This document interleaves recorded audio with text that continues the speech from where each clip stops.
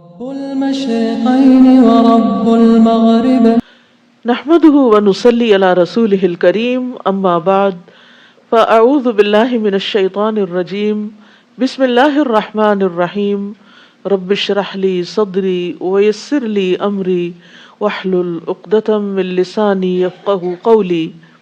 21واں پارہ۔ شروع کرتی ہوں اللہ کے نام سے جو بے انتہا مہربان نہایت رحم فرمانے والا ہے۔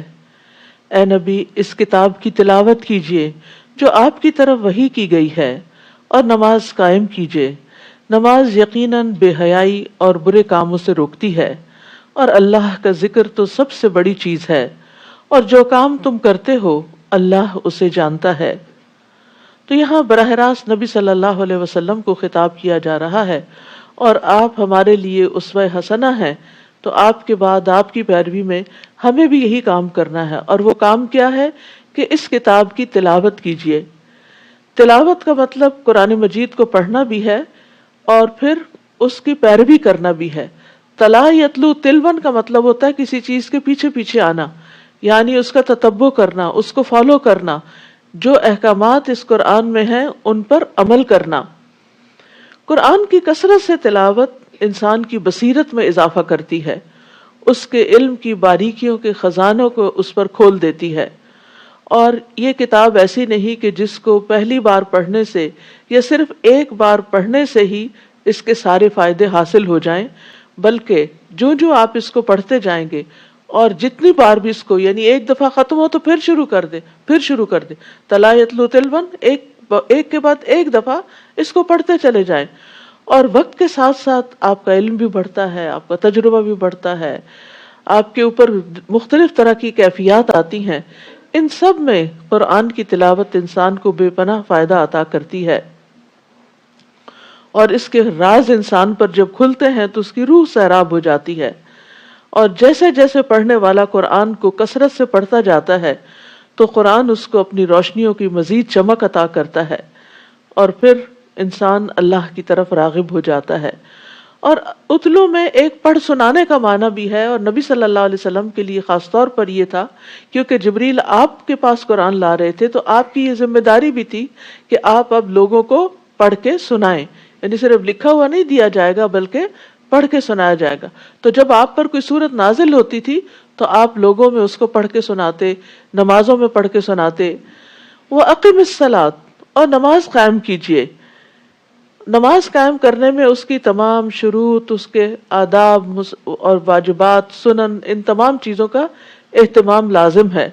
اور پھر خاص طور پر خشوع و خضوع سے پڑھی گئی نماز، اس کا فائدہ کیا ہے؟ ان الصلاۃ تنہی عن الفحشاء والمنکر، کہ انسان کو بے حیائی اور برائی سے روکتی ہے۔ بے حیائی کھلے گناہوں کو کہتے ہیں، فحشاء کھلے بڑے گناہوں کو کہتے ہیں، اور منکر ہر وہ عمل جس سے شریعت اور انسان کی عقل انکار کرتی ہے۔ تو نماز کا انسان کی زندگی میں ایک اثر ہونا چاہیے۔ نماز صرف زبانی، قلبی اور بدنی عبادت ہی نہیں، یعنی یہ ایک ایسی عبادت ہے جو ہمارے دل، زبان اور سارے اعضاء کو شریک کرتی ہے، لیکن اس کا امپیکٹ ہماری پوری لائف پر ہونا چاہیے۔ اور سب سے زیادہ یہ کہ انسان بے حیائی کے کاموں سے رک جائے، بڑی بڑی برائیوں اور بڑے بڑے گناہوں سے رک جائے۔ اور یہ صرف اسی وقت ہو سکتا ہے جب انسان نماز کو سوچ سمجھ کے پڑھے، توجہ سے پڑھے، اس بات کا یقین رکھے کہ میں اللہ کے حضور کھڑا ہوں، اور وہ نماز انسان کے اندر اللہ کے ڈر میں مزید اضافہ کرے۔ تو نماز اگر کوئی شخص صحیح طریقے پر پڑھتا ہے تو یہ ہو نہیں سکتا کہ پھر اس کی برائیاں اس سے نہ چھوٹیں، کیونکہ نماز اس کو اپنا احتساب کرنا بھی سکھاتی ہے۔ اور آپ نے دیکھا ہوگا کہ نماز کے اندر اپنی کوتاہیاں بھی یاد آتی ہیں، اور بھی بہت سی چیزیں یاد آتی ہیں۔ جب انسان ساری دنیا سے منقطع ہو جاتا ہے اور اللہ سبحانہ وتعالیٰ کے سامنے کھڑے ہو کر ایک نقطے پر فوکس کرتا ہے، تو ایک پروسیس ہے، یہ ایک عمل ہے جس سے انسان کا تزکیہ ہوتا ہے، اندر کی خرابیاں بھی دور ہوتی ہیں اور باہر کی بھی۔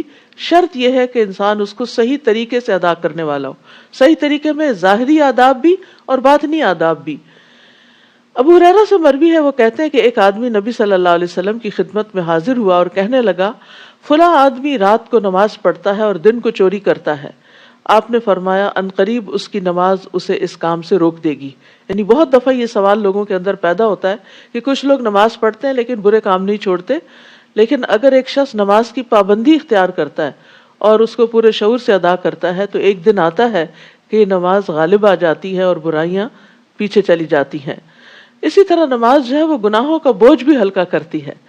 رسول اللہ صلی اللہ علیہ وسلم نے فرمایا جب بندہ نماز کے لیے کھڑا ہوتا ہے اس کے سارے گناہ لا کر اس کے کندھوں پر رکھ دیے جاتے ہیں، اور جب وہ رکوع کرتا ہے تو اس کے گناہ جھڑتے ہیں، اور جب وہ سجدہ کرتا ہے تو اس کے گناہ جھڑتے ہیں. وَلَا تُجَادِلُوا أَهْلَ الْكِتَابِ إِلَّا بِالَّتِي هِيَ أَحْسَنُ.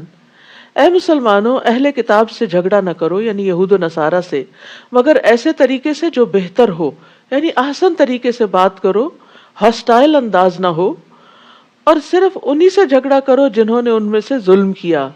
یعنی جو تمہارے ساتھ پھر سختی سے بات کرے تو پھر تم اس کے جواب میں آرگیومنٹ لا سکتے ہو، ورنہ آرام سے، سکون سے، تسلی سے، عمدہ طریقے سے بات کرو، اور ان سے یوں کہو کہ ہم تو اس پر بھی ایمان لاتے ہیں جو ہماری طرف نازل کیا گیا، اور اس پر بھی جو تمہاری طرف نازل کیا گیا، اور ہمارا اور تمہارا الہ ایک ہی ہے اور ہم اس کے فرما بردار ہیں.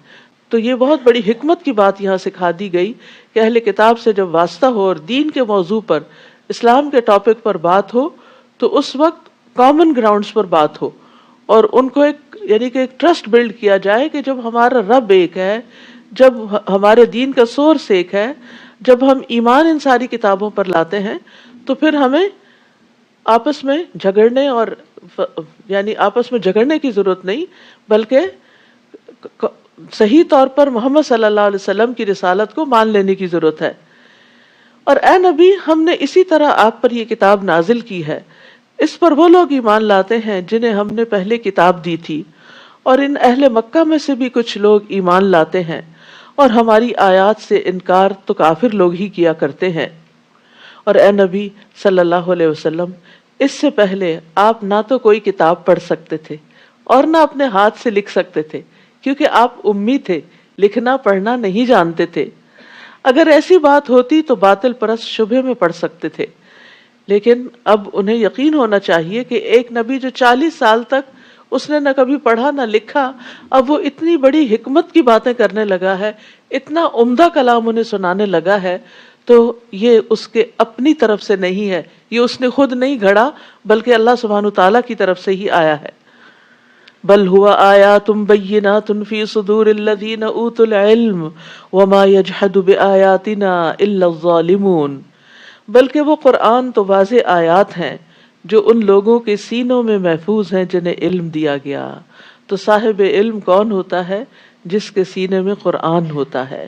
اس لیے ہم میں سے ہر ایک کو اس بات کی حرص اور کوشش دونوں رکھنی چاہیے کہ ہم قرآن کو یاد بھی کریں، یعنی قرآن کو سینے پر میں محفوظ کریں، یعنی جتنا ہمیں حفظ ہے اسی کو کافی نہ سمجھے بلکہ اس سے آگے بڑھیں.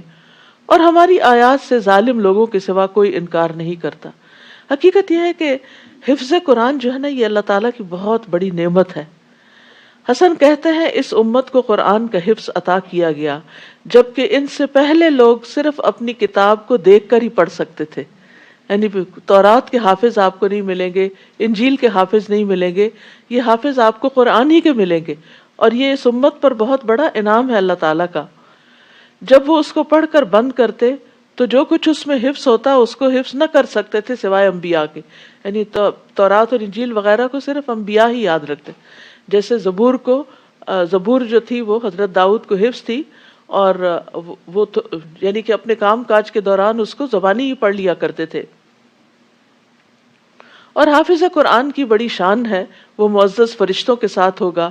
نبی صلی اللہ علیہ وسلم نے فرمایا اس شخص کی مثال جو قرآن پڑھتا ہے اور وہ اس کا حافظ بھی ہے، یعنی صرف حفظ کر کے چھوڑ نہیں دیا بلکہ پڑھتا ہے، وہ ان فرشتوں کے ساتھ ہے جو لکھنے والے یعنی کرامن کاتبین، معزز اور بزرگی والے ہیں. اور وہ شخص جو قرآن بار بار پڑھتا ہے پھر بھی وہ اس کے لیے دشوار ہے تو اس کے لیے دوہرا اجر ہے. اور قیامت کے دن باعمل حافظ قرآن کے والدین کو بھی بہت بڑا اعزاز دیا جائے گا. رسول اللہ صلی اللہ علیہ وسلم نے فرمایا جس نے قرآن پڑھا اور سیکھا اور اس پر عمل کیا تو اس کے والدین کو قیامت کے دن نور کا ایسا تاج پہنایا جائے گا جس کی روشنی سورج کی روشنی کی طرح ہوگی، اور اس کے والدین کو ایسے 2 ریشمی حلے پہنائے جائیں گے کہ پوری دنیا بھی ان 2 حلوں کی قیمت کے برابر نہ ہوگی۔ وہ کہیں گے یہ ہمیں کیوں پہنایا گیا؟ تو کہا جائے گا تمہارے بچے کے قرآن حاصل کرنے کی وجہ سے۔ آج آپ دیکھیں آپ کا بچہ اگر دنیا میں کوئی ڈگری حاصل کرتا ہے تو اس کو زیادہ سے زیادہ کیسا ڈریس پہنا دیا جاتا ہے ڈگری لیتے وقت، یا اس کو میکسیمم یہ ہوتا ہے کہ اس کے پیرنٹس کو انوائٹ کر لیا جاتا ہے گریجویشن سیریمنی میں، اور ماں باپ اس پر بڑا فخر کرتے ہیں اور بعض اوقات دور دور کا سفر بھی کرتے ہیں کہ ہمارا بچہ جو ہے وہ اس کو ایک آنر دیا جانے والا ہے۔ لیکن آپ سوچئے کہ وہ دن کیسا دن ہوگا، وہ گریجویشن کیسی ہوگی، وہ شان و شوکت کیسی ہوگی کہ جب ایک حافظ قرآن کو بھی بہت کچھ دیا جائے گا، اور صرف اس کو نہیں بلکہ اس کے والدین کو بھی اتنا زیادہ عزت و اکرام بخشا جائے گا۔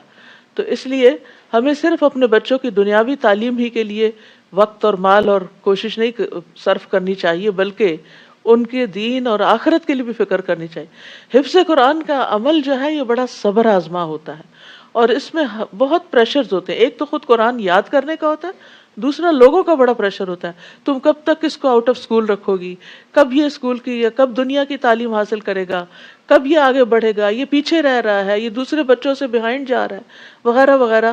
اپنے دوست رشتہ دار ملنے جلنے والے، حتیٰ کہ بچہ بھی بعض اوقات احساس کمتری کا شکار ہو جاتا ہے کہ شاید میں پیچھے رہ رہا ہوں۔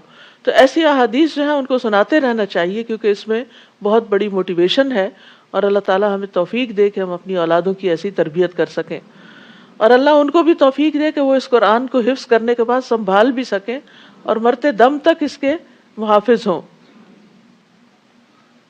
نیز وہ کہتے ہیں کہ اس نبی پر اس کے رب کی طرف سے کوئی معجزے کیوں نہیں اتارے گئے؟ آپ ان سے کہیے کہ معجزے تو اللہ کے پاس ہیں، اور میں تو صرف ایک کھلم کھلا ڈرانے والا ہوں۔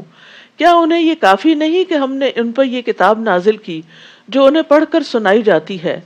اس میں ایمان لانے والوں کے لیے یقیناً رحمت اور نصیحت ہے۔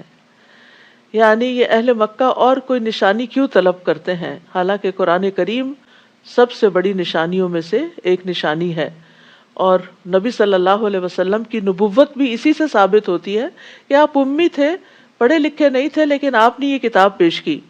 تو وہ اور نشانیاں طلب کرنے کی بجائے اسی نشانی پر غور کریں، اس کو پڑھیں، تو اس سے کیا ہوگا؟ ان کے ایمان میں بھی اور علم اور عمل میں اضافہ ہوگا۔ حقیقت یہ ہے کہ ہر نبی کو معجزے عطا کیے گئے، لیکن وہ کیسے معجزے تھے جو ان کے ساتھ ہی ختم بھی ہو گئے۔ رسول اللہ صلی اللہ علیہ وسلم نے فرمایا ہر نبی کو ایسے معجزے عطا کیے گئے جو اس جیسے دوسرے انبیاء کو بھی عطا کیے گئے، یعنی ملتے جلتے معجزے بھی تھے، اور لوگ اس پر ایمان لائے۔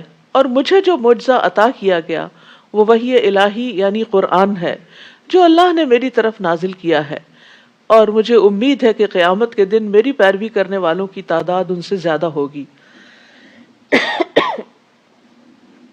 تو خود نبی صلی اللہ علیہ وسلم کے قول سے یہ پتہ چلتا ہے کہ یہ قرآن ایک معجزہ ہے، اور جس طرح آپ کی رسالت قیامت تک ہے، اسی طرح آپ کا یہ معجزہ بھی قیامت تک باقی رہے گا۔ آپ ان سے کہیے میرے اور تمہارے درمیان گواہی کے لیے اللہ کافی ہے، آسمانوں اور زمین میں جو کچھ ہے اسے وہ جانتا ہے، اور جو لوگ باطل کو مانتے اور اللہ کا انکار کرتے ہیں وہی نقصان اٹھانے والے ہیں۔ یہ لوگ آپ سے جلد عذاب لانے کا مطالبہ کرتے ہیں، اور اگر عذاب کا وقت مقرر نہ ہوتا تو وہ ان پر آ چکا ہوتا، اور وہ ان پر اس طرح اچانک آ جائے گا کہ انہیں خبر تک نہ ہوگی۔ یہ آپ سے جلد عذاب لانے کا مطالبہ کرتے ہیں، حالانکہ جہنم کافروں کو گھیرے میں لے چکی ہے۔ جس دن عذاب انہیں اوپر سے ڈھانپ لے گا اور پاؤں کے نیچے سے بھی، اور اللہ تعالیٰ فرمائے گا جو کچھ تم کرتے رہے اب اس کا مزہ چکھو۔ آپ کی شدت بتائی جا رہی ہے کہ جہنم کا عذاب کتنا سخت ہوگا۔ آپ تھوڑی دیر کے لیے امیجن کریں کہ آپ کسی کمرے میں ہیں اور اس کمرے کے فلور کو بھی آگ لگ جاتی ہے اور چھت سے بھی آگ ٹپکنے لگتی ہے، تو آپ کیا کرنا چاہیں گے؟ وہاں سے بھاگنا چاہیں گے، لیکن جہنم سے کوئی بھاگ بھی نہیں سکے گا، یہاں جو بات کی جا رہی ہے کہ عذاب اوپر سے بھی ڈھانپ لے گا، اوپر سے بھی اور نیچے سے بھی، اور وہ بیچ میں پھنس جائیں گے اور وہاں سے نکل نہ سکیں گے. تو آخرت کا عذاب، جہنم کا عذاب کوئی معمولی چیز نہیں ہے. اس لیے انسان کو ہر وہ کام چھوڑ دینا چاہیے کہ جس سے اللہ تعالیٰ نے عذاب کی وعید سنائی ہے، یا جس پر اللہ سبحانہ تعالیٰ نے عذاب کی وعید سنائی ہے. یا عبادی الذین آمنوا ان ارضی واسعۃ فایای فاعبدون، اے میرے بندو جو ایمان لائے ہو، میری زمین یقیناً بڑی وسیع ہے، لہذا میری ہی عبادت کرو. یعنی کوئی بھی ایسی زمین، کوئی بھی ایسی جگہ جہاں انسان توحید پر، ایک اللہ کی عبادت پر قادر نہ ہو، اور جہاں انسان حرام کاموں سے نہ بچ سکے، پھر انسان کو وہ جگہ چھوڑ دینی چاہیے تاکہ انسان اپنی زندگی اللہ کی عبادت میں گزار سکے.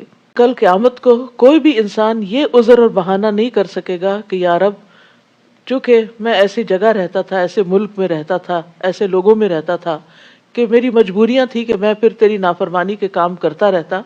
نہیں، کل نفس ذائقۃ الموت ثم الینا ترجعون، ہر شخص کو موت کا مزہ چکھنا ہے، پھر تم ہماری ہی طرف لوٹائے جاؤ گے. اور وہ لوگ جو ایمان لائے اور انہوں نے نیک عمل کیے، ہم انہیں جنت کے بالا خانوں میں جگہ دیں گے جن کے نیچے نہریں بہہ رہی ہیں، اس میں وہ ہمیشہ رہیں گے. عمل کرنے والوں کے لیے کیا ہی اچھا اجر ہے. یعنی جو لوگ اللہ کی خاطر ہجرت کریں گے، عمل صالح کریں گے، اللہ تعالیٰ ان کو بہترین نعم البدل عطا کرے گا ایسی جنتوں کی صورت میں. الذین صبروا وعلی ربہم یتوکلون، جنہوں نے مصائب پہ صبر کیا اور اپنے رب پر بھروسہ رکھتے ہیں. وَكَأَيٍّ مِّن دَابَّةٍ لَّا تَحْمِلُ رِزْقَهَا اللَّهُ يَرْزُقُهَا وَإِيَّاكُمْ. ہجرت کی راہ میں عموماً جو چیز رکاوٹ بنتی ہے وہ یہ کہ ہم کھائیں گے کہاں سے، کیا کام کریں گے، کیا کاروبار کریں گے، کیا جاب کریں گے. تو اللہ سبحانہ تعالیٰ یہ بھی وعدہ کر رہا ہے کہ رزق کا انتظام بھی اللہ کرے گا. آپ میں سے کتنے لوگ ایسے ہیں جو اس ملک میں ہجرت کر کے آئے ہیں اور ان کے پاس کوئی جاب اور کوئی کام نہیں تھا، پھر اللہ سبحانہ تعالیٰ نے ہر چیز کا انتظام کر دیا، ساری نعمتیں عطا کر دی. تو اسی طرح یہ تو دنیا کی خاطر ہجرت تھی، لیکن جب کوئی اللہ کی خاطر ہجرت کرتا ہے، جیسے مکہ والوں نے حبشہ کی طرف ہجرت کی تھی، تو کس طرح اللہ سبحانہ تعالیٰ نے ان کے لیے نعمتوں کے دروازے کھول دیے تھے. اور پھر بعد میں مدینہ کی طرف جو ہجرت ہوئی، اس کے بعد اللہ نے اس کو کیسا یعنی کہ دارالامن بنا دیا ان کے لیے، اور ہر طرح کی نعمتیں عطا کی. اور کتنے ہی جانور ایسے ہیں جو اپنا رزق اٹھائے نہیں پھرتے، اللہ انہیں رزق دیتا ہے اور تم کو بھی وہی دیتا ہے، اور وہ سب کچھ سننے والا اور جاننے والا ہے.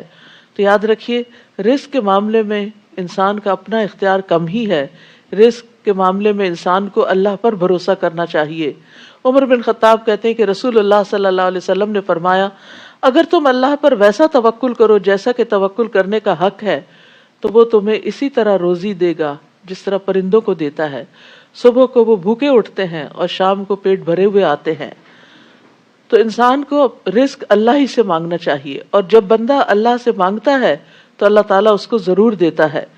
ایک شخص نے نبی صلی اللہ علیہ وسلم سے آ کے پوچھا کہ اللہ کے رسول، جب میں اپنے رب سے دعا کروں تو کیا کہا کروں؟ آپ نے فرمایا، یوں کہو، اللہم اغفر لی وارحمنی وعافنی وارزقنی، اے اللہ مجھے بخش دے، مجھ پر رحم فرما، مجھے عافیت دے، مجھے رزق عطا فرما. اس کے بعد آپ نے انگوٹھے کو نکال کر باقی 4 انگلیوں کو بند کر کے فرمایا، یہ 4 انگلیاں، یہ 4 چیزیں یعنی جو مانگی گئی ہیں، دنیا اور آخرت دونوں کو جمع کرتی ہیں، یعنی دونوں کے لیے کافی ہیں. اور رزق کی تلاش میں اعتدال سے کام لینا چاہیے. یہ نہیں کہ انسان اپنی عبادت کا حصہ بھی، عبادت کا وقت بھی رزق کی تلاش میں گزار دے، کیونکہ نبی صلی اللہ علیہ وسلم نے فرمایا، اجملوا فی طلب الدنیا، دنیا کی طلب میں اعتدال سے کام لو، اس لیے کہ ہر ایک کو وہ ضرور ملے گا جو اس کے لیے لکھ دیا گیا. اگر آپ ان سے پوچھیں کہ آسمانوں اور زمین کو کس نے پیدا کیا اور سورج اور چاند کو کس نے مسخر کر رکھا ہے، تو ضرور کہیں گے کہ اللہ نے. پھر یہ کہاں سے دھوکہ کھاتے ہیں؟ اللہ ہی اپنے بندوں میں سے جس کے لیے چاہتا ہے رزق کشادہ کر دیتا ہے، اور جس کے لیے چاہے کم کر دیتا ہے، اور وہ یقیناً ہر بات سے خوب واقف ہے. اور اگر آپ ان سے پوچھیں کہ آسمان سے کس نے پانی برسایا، پھر اس پانی سے مردہ پڑی ہوئی زمین کو کس نے زندہ کیا، تو ضرور کہیں گے کہ اللہ نے۔ ان سے کہیے پھر ہر طرح کی حمد اللہ ہی کے لیے ہے، مگر اکثر لوگ کچھ سوچتے نہیں۔ وما هذه الحياة الدنيا إلا لهو ولعب وإن الدار الآخرة لهي الحيوان لو كانوا يعلمون۔ یہ دنیا کی زندگی ایک کھیل تماشے کے سوا کچھ نہیں، اصل زندگی تو آخرت کا گھر ہے۔ کاش لوگ اس بات کو جانتے ہوتے، کاش وہ جانتے کہ یہ دنیا ایک وقتی جگہ ہے، ٹیمپریری، یعنی ایسی جیسے انسان کھیل کے میدان میں جاتا ہے تو کتنی ایکسائٹمنٹ ہوتی ہے، کتنا ہلا گلا ہوتا ہے، اور کتنی ہار جیت ہو رہی ہوتی ہے، کبھی ایک ٹیم جیتی ہے کبھی دوسری، اور دیکھنے والے اپنی سیٹس پر ہی بیٹھ کے اچھل رہے ہوتے ہیں اور کبھی کھڑے ہو جاتے ہیں ایکسائٹمنٹ۔ لیکن جب میچ ختم ہوتا ہے تو اس کے بعد کیا ہوتا ہے؟ کبھی آپ خالی سیٹس کو جا کر دیکھیں اور خالی گراؤنڈ کو، تو کتنی حسرت سی ہوتی، کتنی عجیب سی اداسی ہوتی ہے وہاں، کہ آپ وہاں بیٹھ نہیں سکتے، آپ وہاں کھڑے نہیں ہو سکتے، آپ کو دل نہیں لگتا وہاں، کہ یہ کیسی جگہ ہے عجیب سی۔ تو آپ دیکھیے اسی طرح دنیا میں انسان بہت ایکسائٹیڈ ہوتا ہے، یہ کامیاب ہو گیا، اس کو ڈگری مل گئی، اس کی شادی ہو گئی، اس کے بچے ہو گئے، اس کا بزنس اتنا بڑا ہو گیا، وہ فلاں ملینئر ہو گیا، اور پھر ان چیزوں پر انسان دیکھ کے خوش ہوتا رہتا ہے۔ اور بہت سے لوگ تو اپنوں کو چھوڑ کے صرف سوشل میڈیا پہ بیٹھے رہتے ہیں، اور بڑے بڑے جو سٹارز ہیں یا آرٹسٹ ہیں ان کی زندگیوں کو ان کو فالو کرتے رہتے ہیں، سنیپ چیٹ پہ ان کو دیکھتے رہتے ہیں کہ وہ کیا پہن رہے ہیں، کیا کھا رہے ہیں، اور اس طرح دنیا کی رونقوں سے مستفید ہوتے رہتے ہیں ان کے اپنے خیال کے مطابق۔ یہ بھی انٹرٹینمنٹ کی ایک قسم ہوتی ہے۔ تو اس میں آپ دیکھیے کہ یہ سب کیا ہے، یہ کھیل تماشا ہے۔ جب آپ اس کو بند کر دیتے ہیں نا اپنے فون کو، تو اس کے بعد وہ سب کچھ، یعنی آپ اس کو ریچ نہیں کر سکتے، اس تک پہنچ نہیں سکتے۔ کسی نے اگر بہت بڑا ہیرو کا ہار بھی پہنا ہو اور آپ دیکھ کے بہت اس سے خوش ہو رہے ہیں، بہت آپ کو اچھا لگ رہا ہے، تو جب آپ اس کو بند کریں گے، کلک کریں گے اسکرین کو، تو اس کے بعد وہ ہیرو کا ہار کہاں گیا؟ تو دنیا کی زندگی بھی بس ایسے ہی ہے، جیسے ایک اسکرین کے اوپر آپ یہ ساری چیزیں دیکھ رہے ہیں، اور جلد ہی اس نے بند ہو جانا ہے، آنکھیں بند ہو جائیں گی اور انسان قبر میں اتر جائے گا، اور یہ سب کچھ خواب جیسا لگے گا، اس کی کوئی حقیقت نہیں ہے۔ اس میں سے کوئی چیز بھی ہم ساتھ نہیں لے جا سکتے سوائے اپنے نیک اعمال کے۔ قرآن مجید میں ایک اور جگہ بھی آتا ہے وَإِنَّ الْآخِرَةَ هِيَ دَارُ الْقَرَارِ، اور یقیناً آخرت کا گھر وہی رہنے کا گھر ہے، اور اصل عیش آخرت کی عیش ہے۔ اللہم لا عیش الا عیش الآخرہ فاکرم الانصار والمہاجرہ، اے اللہ آخرت کی زندگی کے سوا کوئی زندگی حقیقی نہیں، بس انصار و مہاجرین پر اپنا فضل فرما۔ نبی صلی اللہ علیہ وسلم غزوہ خندق کے موقع پر یہ شعر پڑھ رہے تھے اور خندق کھود رہے تھے۔ پھر جب یہ کشتی میں سوار ہوتے ہیں تو اللہ کے لیے عبادت کو خالص کرتے ہوئے اسی کو پکارتے ہیں، اور جب وہ انہیں بچا کر خشکی پر لے آتا ہے تو اس وقت پھر شرک کرنے لگتے ہیں۔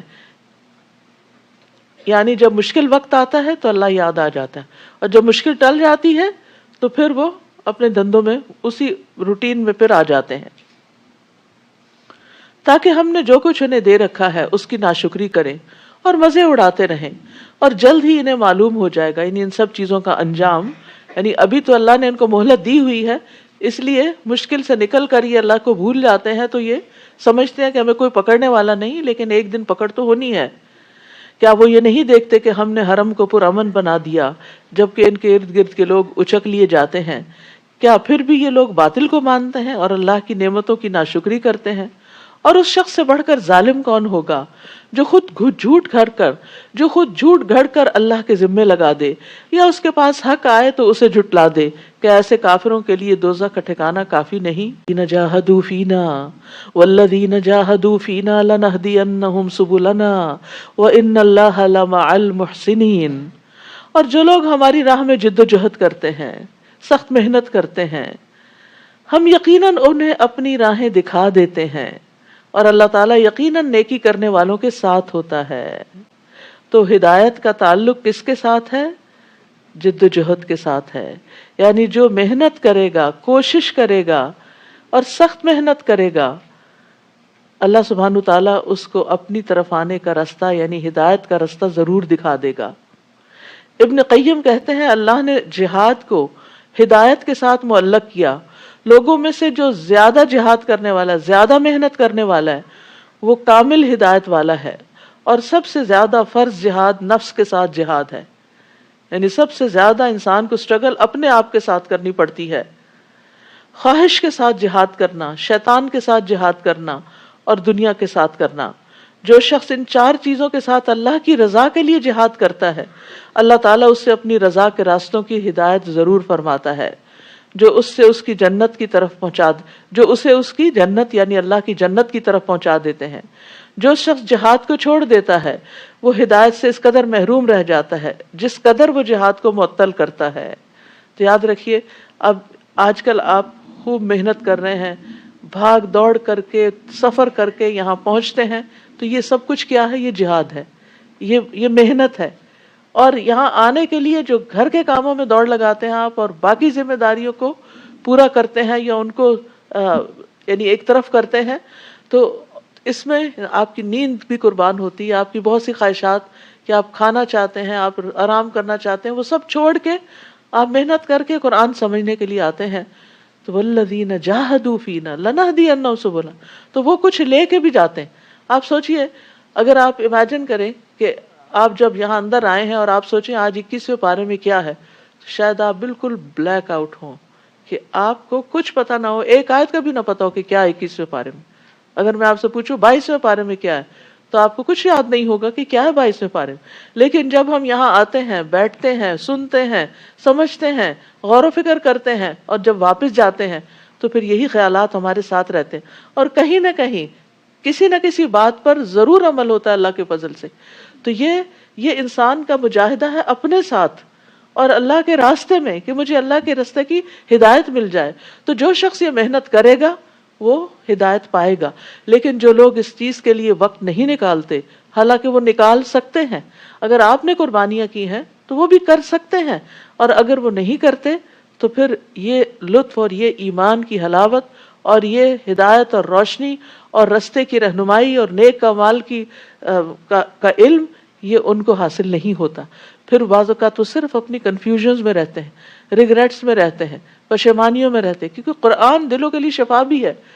تو جب تک یہ محنت انسان کرے نا، اس وقت تک یہ سب دولت حاصل نہیں ہو سکتی۔ تو یہ اللہ کا وعدہ ہے، جو محنت کرے گا میں اس کو ضرور عطا بھی کروں گا۔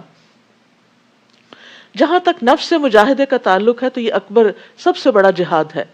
ابو سلیمان دارانی کہتے ہیں اس آیت میں جہاد سے مراد کافروں کے ساتھ جنگ کرنا نہیں بلکہ دین کی حمایت اور مدد کرنا، باطل پرستوں کا رد کرنا، ظالموں کو روکنا، نیکی کا حکم دینا، برائی سے روکنا ہے۔ اور اس جہاد میں نفسوں کا اللہ کی اطاعت میں کوشش کرنا بھی شامل ہے، اور یہی جہاد اکبر ہے۔ یعنی نفس کو اللہ کی اطاعت کے لیے راغب کرنا، یہ کیا ہے؟ جہاد اکبر ہے۔ رسول اللہ صلی اللہ علیہ وسلم نے فرمایا، مسند احمد کی روایت ہے، مجاہد وہ ہوتا ہے جو اللہ کی اطاعت کے معاملے میں اپنے نفس سے جہاد کرے، یعنی نفس جو ہے نا وہ برائی پہ اکساتا ہے، ان النفس لامارۃ بالسوء، لیکن انسان جب نفس کی نہیں مانتا، اپنی نیند قربان کرتا ہے، بھوک قربان کرتا ہے اور روزہ رکھ لیتا ہے اور قیام اللیل کرتا ہے، تو یہ دراصل اپنے ساتھ کیا کر رہا ہوتا ہے؟ جہاد کر رہا ہوتا ہے۔ تو مجاہد وہ ہوتا ہے جو اللہ کی اطاعت کے معاملے میں اپنے نفس سے جہاد کرے۔ اسی طرح انسان صرف جان سے نہیں، نفس سے نہیں، بلکہ مال سے بھی جہاد کرتا ہے۔ ایک شخص نبی صلی اللہ علیہ وسلم کے پاس آیا اور اس نے پوچھا، لوگوں میں سے افضل کون ہے؟ تو آپ نے فرمایا، جو شخص اپنے مال اور اپنے نفس کے ساتھ اللہ کے راستے میں جہاد کرے۔ رسول اللہ صلی اللہ علیہ وسلم نے یہ خوشخبری بھی دی، اللہ تبارک و تعالیٰ کی راہ میں جہاد کرو، کیونکہ اللہ کے راستے میں جہاد کرنا جنت کے دروازوں میں سے ایک دروازہ ہے جس کے ذریعے اللہ انسان کو غم اور پریشانی سے نجات عطا فرماتا ہے۔ یعنی جب آپ اس کام میں کی محنت میں لگتے ہیں، اللہ کے راستے میں دوڑنے لگتے ہیں، تو اس کے نتیجے میں آپ کو غموں اور پریشانیوں سے بھی نجات ملتی ہے۔ سورۃ الروم، اللہ الرحمن الرحیم، سورۃ الروم، الف لام میم، الف لام میم، غلبت الروم، رومی قریب کی سرزمین میں مغلوب ہو گئے، تاہم وہ مغلوب ہونے کے بعد پھر غالب آ جائیں گے۔ سنین، چند ہی سال بعد، اس شکست سے پہلے بھی اللہ ہی کا حکم چلتا تھا اور بعد میں بھی اسی کا چلے گا، اور جب رومیوں کو فتح ہوگی اس دن مسلمان خوشیاں منائیں گے۔ نبی صلی اللہ علیہ وسلم کے زمانے میں یعنی جو مکی دور تھا، ایران اور روم دنیا کی سب سے بڑی سلطنتیں تھیں. ان دونوں کے درمیان اکثر جنگیں ہوتی رہتی تھیں، جیسے عام طور پر سپر پاورز کے بیچ میں ٹسل چلتی رہتی ہے. ایرانی مشرک تھے، آگ کی پوجا کرتے تھے. رومی اہل کتاب تھے اور اپنے آپ کو تورات اور انجیل کی طرف منسوب کرتے. اہل فارس کی نسبت رومی مسلمانوں کے زیادہ قریب تھے کیونکہ وہ اہل کتاب تھے. اس لیے مسلمان یہ چاہتے تھے کہ رومی ایرانیوں پر فتح حاصل کریں. چونکہ مشرکین مکہ اور اہل فارس شرک میں مشترک تھے، اس لیے مشرکین مکہ رومیوں پر اہل فارس کی فتح چاہتے تھے. تو ایرانیوں یا اہل فارس کو رومیوں کے خلاف جنگوں میں کامیابیاں حاصل ہوئیں، لیکن مکمل فتح حاصل نہ ہوئی، بلکہ ایران سے ملحق بعض رومی علاقے ایرانیوں کے قبضے میں آ گئے. اس پر مشرکین نے بہت خوشیاں منائیں، لیکن مسلمان اس فتح پر بہت رنجیدہ ہوئے. تو اللہ تعالیٰ نے مسلمانوں کو آگاہ کیا، بلکہ ان کے ساتھ وعدہ کیا کہ عنقریب رومی اہل فارس پر فتح حاصل کر لیں گے، لیکن چند سالوں میں. اور وہ چند سالوں کی مدت 8-9 سال کی مدت تھی. اور پھر کہا جاتا ہے کہ یہ فتح اس دن ہوئی جس دن مسلمان جنگ بدر میں کامیاب ہوئے تھے. اور یہ ایک پیشن گوئی تھی. وَيَوْمَئِذٍ، اور جس دن رومی غالب آئیں گے اس دن مسلمان خوشیاں منائیں گے. دوہری خوشیاں، ایک تو رومیوں کے غالب آنے کی اور دوسرے مسلمانوں کی فتح کی. انہیں بھی اللہ کی مدد حاصل ہوگی. اللہ جسے نصرت بخشتا ہے، اللہ جسے چاہتا ہے نصرت بخشتا ہے. وہ سب پر غالب اور رحم کرنے والا ہے. یہ اللہ کا وعدہ ہے اور اللہ اپنے وعدے کی خلاف ورزی نہیں کرتا، مگر اکثر لوگ یہ بات جانتے نہیں. اسی لیے جب ہم شک میں پڑے رہتے ہیں نا، جب ہمیں پتہ چلتا ہے اس کام پہ جنت ملے گی، پھر ہم کہتے ہیں پتہ نہیں ملے گی بھی یا نہیں ملے گی، تو کریں یا نہ کریں، پھر ریلکٹنٹ ہو کے کرتے ہیں. لیکن اگر ہم یہ کہ نہیں اللہ کا وعدہ ہے، اللہ نے وعدہ کر رکھا ہے، وہ ضرور اس کا اجر عطا کرے گا، تو پھر انسان زیادہ کنوکشن کے ساتھ نیک عمل کرتا ہے. یعلمون ظاہرا من الحیات الدنیا وہم عن الآخرۃ ہم غافلون. وہ صرف دنیا کی زندگی کا ظاہری پہلو جانتے ہیں، صرف دنیا کی کامیابیوں کو جانتے ہیں، اور آخرت سے وہ بالکل غافل ہیں. حسن بصری کہتے ہیں ان میں سے کوئی شخص ایک درہم کو اپنے ناخن سے ٹھوکر مار کے اس کا وزن تو معلوم کر لیتا ہے کہ یہ کتنے گرام کا ہے، اور اس میں غلطی نہیں کھاتا، مگر اس کو اچھی طرح نماز نہیں پڑھنی آتی. یہ ہے اس آیت کا مطلب کہ یعلمون ظاہرا من الحیات الدنیا، دنیا کی زندگی میں بڑے ماہر ہیں، لیکن دین کے معاملے میں بالکل کورے نکمے. اور بہت سے لوگ دنیا میں بہت آگے چلے جاتے ہیں، بہت یعنی ایکسٹرا آرڈنری کامیابیاں حاصل کرتے ہیں، لیکن قرآن پڑھنا ہی نہیں جانتے، یا اسی طرح انہیں نہیں پتا کہ انہیں اس مال پر جو انہوں نے کما رکھا ہے زکوٰۃ بھی دینی ہے. تو جو لوگ معیشت کے اسباب جانیں لیکن آخرت کو نہ جانیں، جو لوگ اپنی کھیتی باڑی کرنا جانیں لیکن دین کا کوئی علم ان کے پاس نہ ہو، جو لوگ کنسٹرکشن کا کام تو جانیں لیکن آخرت کے لیے کیا تعمیر کرنا، جنت کن کاموں سے تعمیر ہوتی ہے وہ نہ جانیں، تو ایسے ہی لوگ اس آیت کا مصداق ہیں. اس لیے انسان کو صرف دنیا میں ہی آگے نہیں جانا چاہیے، بلکہ دین کے معاملے میں ساتھ ساتھ محنت کرنی چاہیے. اور جس طرح روزانہ انسان اپنی دنیا کے لیے کام کرتا ہے، اسی طرح روزانہ دین کا علم بھی حاصل کرتے چلے جانا چاہیے. عبداللہ بن مسعود کہتے ہیں کہ رسول اللہ صلی اللہ علیہ وسلم نے فرمایا، جو چیز بھی تمہیں جنت کے قریب کر سکتی ہے میں نے تمہیں اس کا حکم دے دیا ہے، اور جو چیز تمہیں جہنم کے قریب کر سکتی تھی میں نے تمہیں اس سے منع کر دیا. یعنی ساری چیزوں کا علم موجود ہے. اب اگر کوئی شخص اس سے فائدہ نہ اٹھائے تو وہ اس کا اپنا نقصان ہے. اولم یتفکروا فی انفسہم، کیا انہوں نے کبھی اپنے آپ میں غور و فکر نہیں کیا؟ اللہ نے آسمانوں اور زمین اور جو کچھ ان کے درمیان ہے ان سب کو کسی حقیقی مصلحت اور ایک مقرر وقت تک کے لیے پیدا کیا ہے، مگر لوگوں میں سے اکثر اپنے رب کی ملاقات کے منکر ہیں. کیا ان لوگوں نے زمین میں چل پھر کر یہ نہیں دیکھا کہ ان لوگوں کا انجام کیا ہوا جو ان سے پہلے گزر چکے ہیں؟ وہ لوگ قوت میں بھی ان سے کہیں زیادہ تھے، اور جتنا ان لوگوں نے زمین کو آباد کیا ہے انہوں نے زمین کو پھاڑ کر اس سے زیادہ آباد کیا تھا. ان کے پاس بھی ہمارے رسول واضح دلائل لے کر آئے تھے. اللہ کا ان پر ظلم کرنے کا ارادہ نہیں تھا، بلکہ وہ خود ہی اپنے آپ پر ظلم کر رہے تھے۔ پھر جن لوگوں نے برائیاں کی تھی ان کا انجام بھی برا ہی ہوا، کیونکہ انہوں نے اللہ کی آیات کو جھٹلایا اور وہ ان کا مذاق اڑایا کرتے تھے۔ اللہ یبدأ الخلق ثم یعیدہ ثم الیہ ترجعون، اللہ ہی مخلوق کی ابتدا کرتا ہے پھر وہی اس کو دوبارہ بنائے گا، پھر اسی کی طرف تم لوٹائے جاؤ گے۔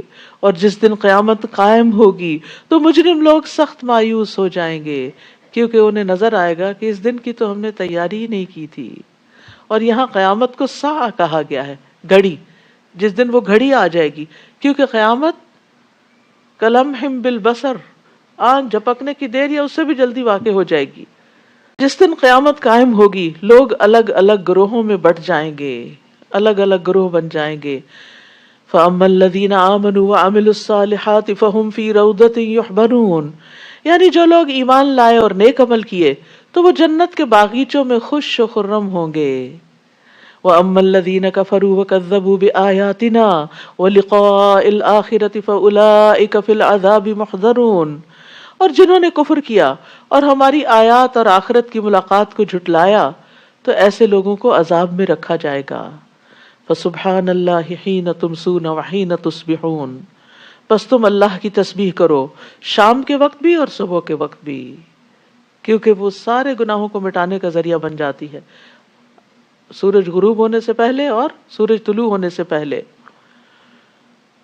وہی زندہ کو مردہ سے اور مردہ کو زندہ سے نکالتا ہے، اور زمین کو اس کے مردہ ہونے کے بعد زندہ کرتا ہے، اسی طرح تم بھی مرنے کے بعد زمین سے نکالے جاؤ گے۔ یعنی اتنی خوبصورت یہ دلیل لگتی ہے مجھے کہ تم اپنے سامنے تخلیق کے عمل کو دیکھتے ہو کہ کس طرح مختلف چیزیں پیدا ہوتی ہیں، اور ان کی پیدائش میں تمہارا کوئی ہاتھ نہیں ہوتا، وہ ایک قدرتی عمل کے نتیجے میں سامنے آ رہی ہوتی ہیں، تو اس کے پیچھے تو کوئی ہے نا، خود بخود تو نہیں ہو رہا۔ تو جو آج ان چیزوں کو بنا رہا ہے وہ کل بھی ان کو بنائے گا۔ اس سے دلیل ملتی ہے قیامت کے آنے کی، یوم الدین کے قائم ہونے کی۔ اور اس لیے یقین رکھنا چاہیے، کبھی ہوتا ہے نا انسان کے دل میں کبھی شک آ ہی جاتا ہے، تو شک نہیں کرنا چاہیے۔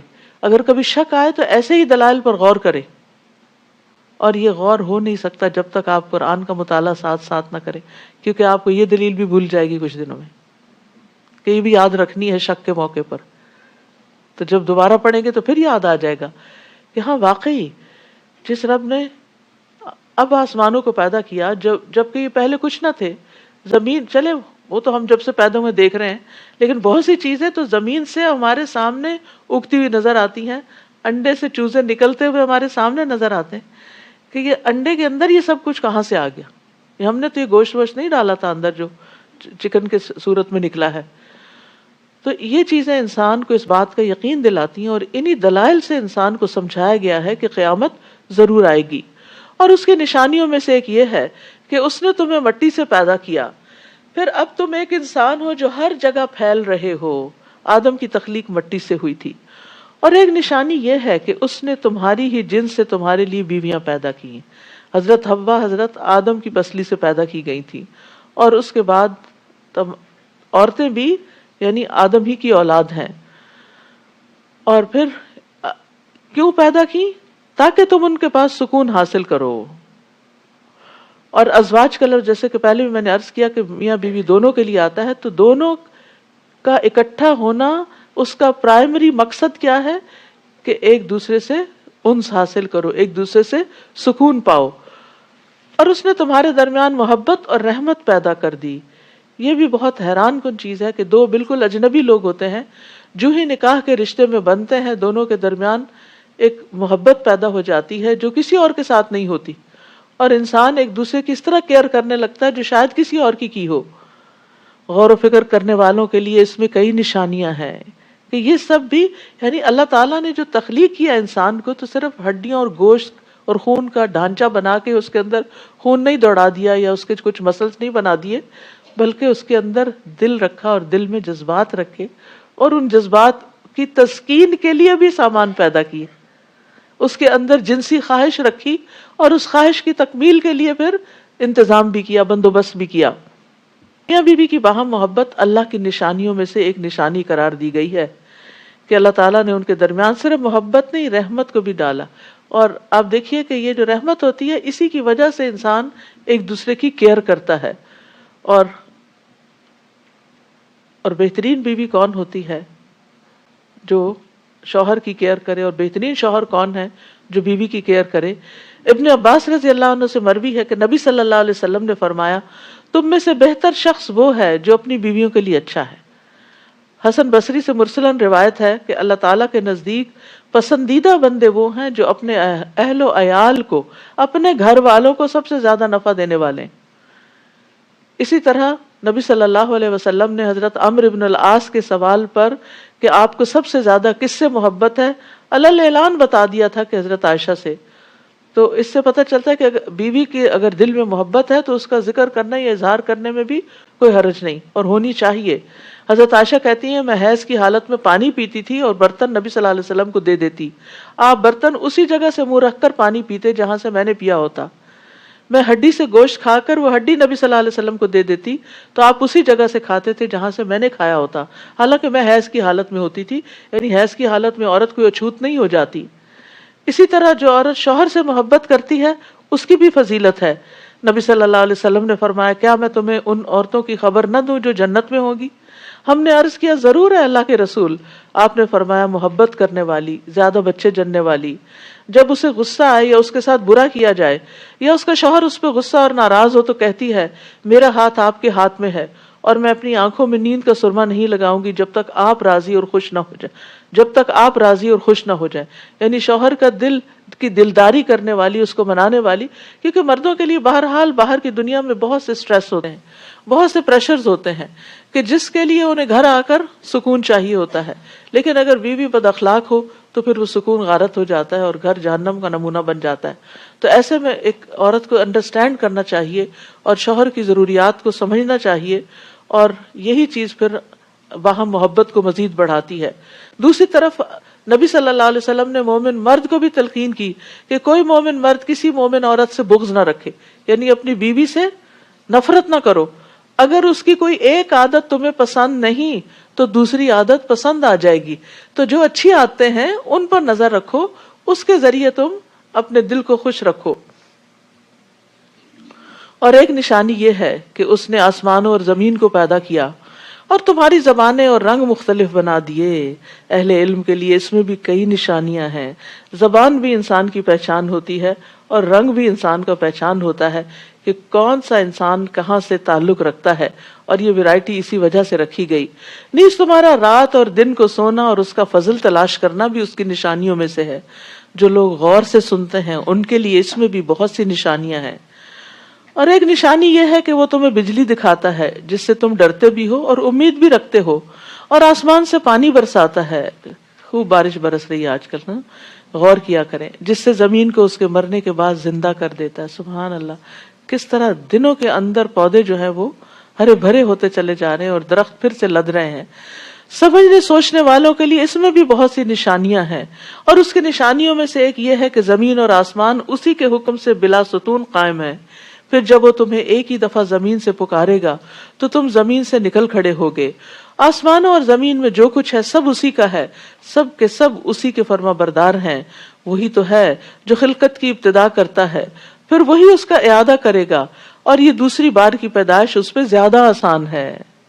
آسمانوں اور زمین میں اسی کی شان بالا تر ہے اور وہ سب پر غالب اور حکمت والا ہے.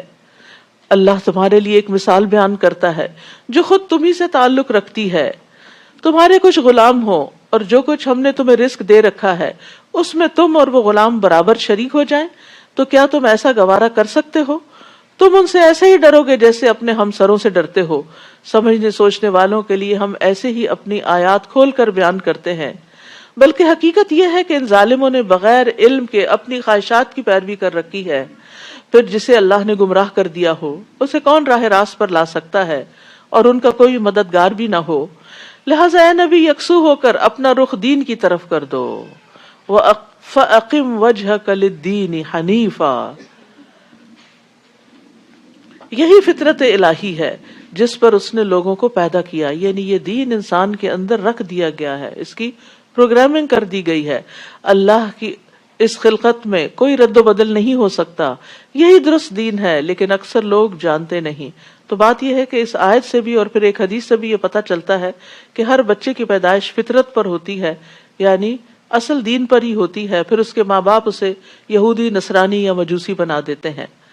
تو اللہ سبحانہ تعالیٰ نے بندوں کو اپنی عبادت کے لیے پیدا کیا اور تمام انبیاء کو یہی پیغام دے کے بھیجا کہ وہ ایک اللہ کی عبادت کی طرف لوگوں کو بلائیں، اسی کی طرف رجوع کرتے ہوئے اسی بات پہ قائم ہو جاؤ اور اس سے ڈرتے رہو اور نماز قائم کرو اور ان مشرکوں سے نہ ہو جاؤ جنہوں نے اپنا دین الگ کر لیا اور گروہوں میں بٹ گئے، ہر گروہ کے پاس جو کچھ ہے اسی پر خوش ہے۔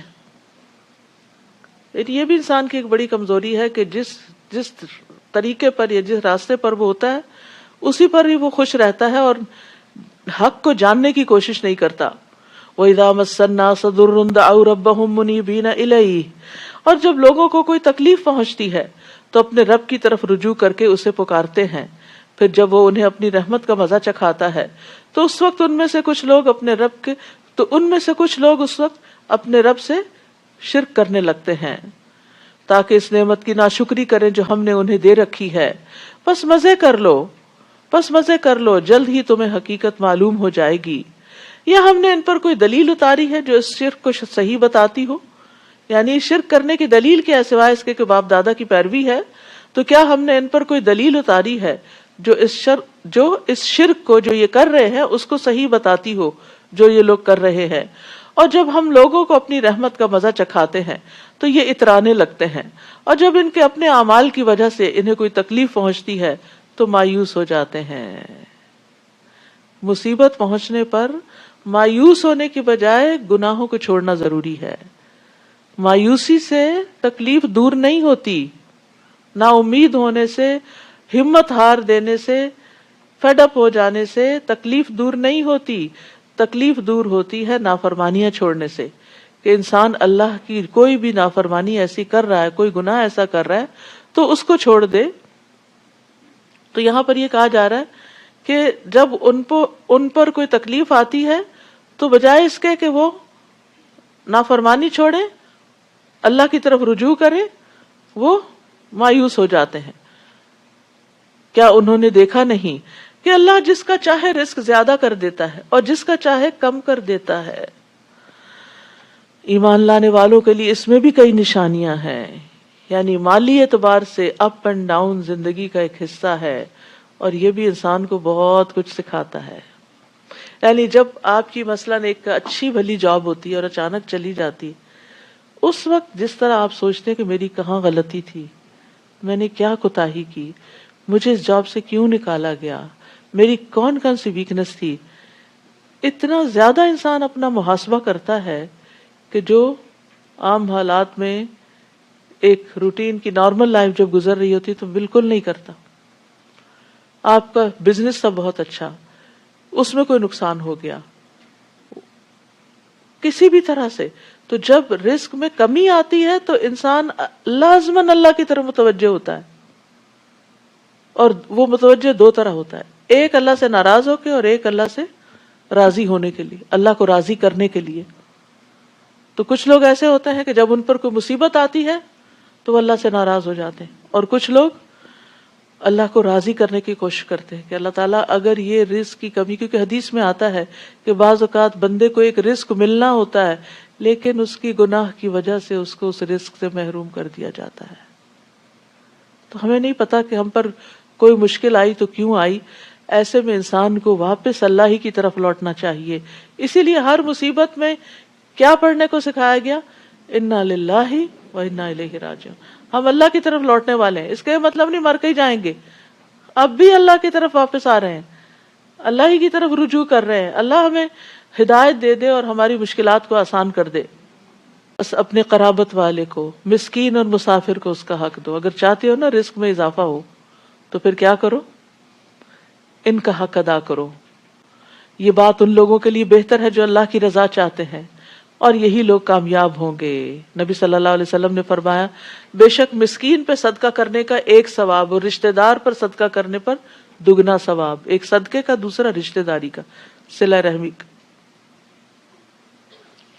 نبی صلی اللہ علیہ وسلم نے فرمایا بے شک سب سے افضل صدقہ وہ ہے جو اس رشتہ دار پہ کیا جائے جو پوشیدہ دشمنی رکھنے کی بنا پر تم سے اعراض کرے، تمہارا سامنا ہی نہیں کرتا، ملتا ہی نہیں، بات ہی نہیں کرتا، اور آپ کو پتہ چل جاتا ہے کہ اس کو ضرورت ہے، تو آپ اس کی مدد کے لیے کچھ بھیج دیں جو آپ کو پوچھے بھی نہ۔ اور جو کچھ تم بطور سود دیتے ہو کہ لوگوں کے اموال سے تمہارا مال بڑھتا رہے، تو ایسا مال اللہ کے ہاں نہیں بڑھتا۔ اور جو کچھ تم اللہ کی رضا کے لیے اور جو کچھ تم اللہ کی رضا چاہتے ہو اور جو کچھ تم اللہ کی رضا چاہتے ہوئے بطور زکوٰۃ دیتے ہو، وما آتیتم من زکوٰۃ تریدون وجہ اللہ، اور جو بھی تم زکوٰۃ دیتے ہو اور تم اس کے بدلے میں اللہ کا چہرہ چاہتے ہو، فاولئک ھم المضعفون، تو ایسے ہی لوگ اپنا مال دگنا چگنا کرنے والے ہیں۔ زکوٰۃ کو بھی اللہ کے دیدار کی خاطر دیں کہ اللہ مجھے صرف تیرا چہرہ مقصود ہے، مجھے اور کچھ نہیں چاہیے، تو اللہ سبحانہ تعالیٰ ان کا ثواب کئی گنا بڑھا دیتے ہیں۔ زکوٰۃ ایک فریضہ ہے، سبحان اللہ، فرض ادا کرنے پر بھی اجر ہے، اور کئی گنا زیادہ اجر ہے اس اخلاص کے اعتبار سے جو آپ کے اندر ہوتا ہے۔ اور زکوٰۃ ادا کرنے والوں کے لیے نہ کوئی خوف ہوگا، نہ وہ غمگین ہوں گے، اور نہ ہی وہ غمگین ہوں گے۔ مال کا شر اور وبال دور کرنے کا ذریعہ ہے زکوٰۃ، صدیقین اور شہداء کے ساتھ کا ذریعہ ہے، جنت کے قریب اور جہنم سے دور لے جانے والے اعمال میں سے ہے۔ اللہ کی عبادت اس طرح کرے کہ اس کے ساتھ کسی کو شریک نہ ٹھہرائے، پھر نماز قائم کرے، زکوٰۃ ادا کرے، بات سنے اور مانے، تو بے شک اللہ تعالیٰ اسے جنت کے جس دروازے سے چاہے گا داخل کر دے گا، اور جنت کے 8 دروازے ہیں۔ اللہ الذی خلقکم ثم رزقکم ثم یمیتکم ثم یحییکم هل من شرکائکم من یفعل من ذلکم من شیء سبحانہ وتعالی عما یشرکون۔ اللہ وہ ہے جس نے تمہیں پیدا کیا، روزی دی، پھر تمہیں موت دے گا، پھر تمہیں زندہ کرے گا، کیا تمہارے شریکوں میں بھی کوئی ایسا ہے جو ان میں سے کوئی بھی کام کر سکتا ہو؟ وہ پاک ہے، اور جو کچھ وہ شریک ٹھہراتے ہیں ان سے بالا تر ہے۔ بر و بحر میں فساد پھیل گیا ہے، جس کی وجہ لوگوں کے اپنے کمائے ہوئے اعمال ہیں، تاکہ وہ لوگوں کو ان کے اعمال کا کچھ مزہ چکھا دے، شاید وہ ایسے کاموں سے باز آ جائیں۔ تو انسان کے اعمال کی وجہ سے خشکی اور سمندر میں فساد ظاہر ہوتا ہے۔